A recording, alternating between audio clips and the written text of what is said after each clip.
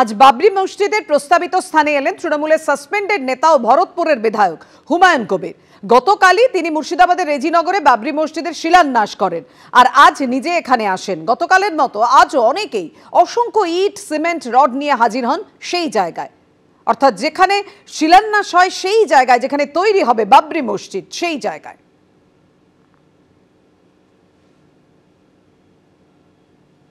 শনিবার দিন ভিত্তিপ্রস্তর স্থাপন এবং তার পরবর্তীকালে আজকে দেখা যাচ্ছে যেটা হচ্ছে রেজিনগর এবং বেলডাঙ্গার মাঝখানে ছেতিয়ানি যে জায়গায় হুমায়ুন কবির জানিয়েছেন যে বাবরি মসজিদ তৈরি হবে। এবং এরপর থেকে শনিবার থেকে দেখেছি আমরা যে কেউ হাতে একটা থেকে শুরু করে কেউ গাড়িতে করে করে কেউ ইট নিয়ে আসছেন, কেউ সিমেন্ট নিয়ে আসছে। আজকে সকালবেলা এখানে এসে দেখা যাচ্ছে গোটা যেই চত্বর রয়েছে, এমনকি যে 3 কাঠা জমি এবং সেই জমি ছাড়িয়ে আশেপাশের যে জমিগুলো রয়েছে সেই সমস্ত জমিতে কেউ ইট নিয়ে আসছেন ট্রাকে করে, কেউ ইট নিয়ে আসছেন হাতে করে। এইরকম ইট সিমেন্ট কাঁড়ি কাঁড়ি এখানে পড়ে রয়েছে, লোহার রড পড়ে রয়েছে এবং অনেকেই আসছেন। এবং এই জায়গায় বাক্স নিয়ে আসা হয়েছে যেখানে কেউ তারা দান করছেন, অনেকে তারা জানাচ্ছেন দূর দূরান্ত থেকে আসছেন, অনেক একেবারে QR কোড এখানে লাগানো রয়েছে, এখানে কেউ দান করছেন এবং তারা বলছেন যে এখানে যেহেতু বাবরি মসজিদ হবে সেই বাবরি মসজিদের জন্য তারা দান করছেন।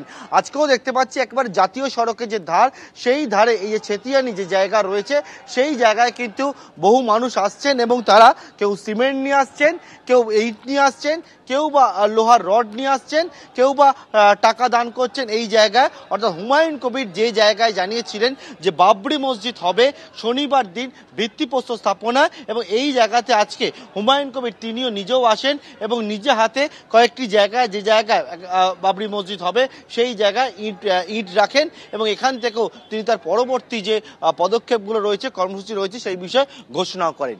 ক্যামেরায় সুবীর রায়ের সঙ্গে পার্থপ্রতিম ঘোষ, এবিপি আনন্দ, মুর্শিদাবাদ। গোষ্ঠীদ্বন্দ্বেই শেষ হবে তৃণমূল, ফের হুঙ্কার হুমায়ুন কবিরের। ব্লক থেকে জেলা সব জায়গায় লড়াই লাগিয়ে রেখেছে তৃণমূল। আমার সঙ্গে যা গদ্দারি হয়েছে ফেরাদ হাকিম ও তৃণমূল তার জবাব পাবে, ফের হুঙ্কার দিলেন ভরতপুরের তৃণমূল বিধায়ক হুমায়ুন কবির, সাসপেন্ডেড তৃণমূল নেতা হুমায়ুন কবির।